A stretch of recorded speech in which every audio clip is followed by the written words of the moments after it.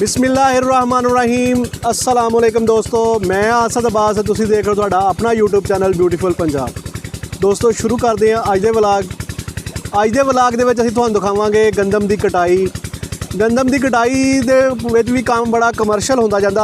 अजकल लोग ज़्यादातर मशीनां नाल कटाई कराउंदे, कोई रैपर नाल कटाउंदा, कोई वैसे भड़ोला उर्फे आम दे विच उहनूं कहा जांदा वा। एक वड्डी मशीन हुंदी है उहदे नाल करवाउंदा ते दाती नाल जिहड़ी आप लोग अगे कटाई करदे सी वो बहुत जिहड़ा काम आ हुण घटदा जांदा। ते अज दे व्लॉग दे विच असीं तुहानूं वो कटाई दिखावांगे।